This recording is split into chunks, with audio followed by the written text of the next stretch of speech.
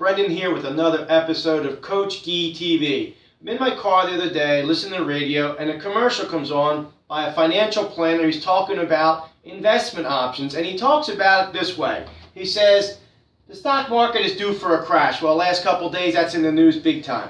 He talks about gold making a lousy investment. He talks about index annuities and how they're no good. They don't deliver a good rate of return.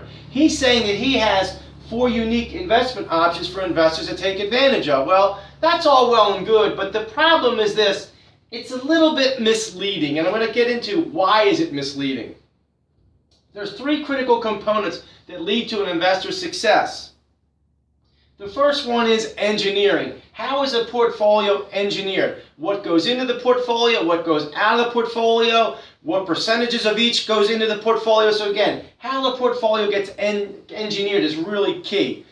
Another part of this is execution. We're talking about behavior, what an investor does or what they don't do. This is a big part of an investor's success, and then you got to take away the fees, and that's going to give you your return, a good return or a bad return. If you remember in that financial planner's advertisement, he doesn't even mention execution or behavior. He's putting it all on the investment option. Well, there's a problem with that, and again, it's a little bit misleading.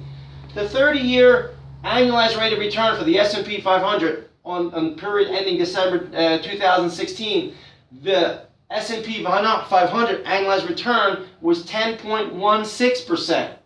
The average stock mutual fund investors' return in this period of time was just 3.98%. And this is done again by the Dalbar Corporation. They study how good or how poorly are investors doing. And they said this poor showing was due mainly to dysfunctional investor behavior. Well, if the situation is that I don't make you even aware of how critical your behavior is to your success, the investor cannot be responsible for it. They can't correct bad behavior. So again, it's misleading when all a financial planner does is talk about the product or the investment. They don't talk about the behavior. As you can see here, what an investor does or doesn't do is going to have a big impact on how well or how poorly they do.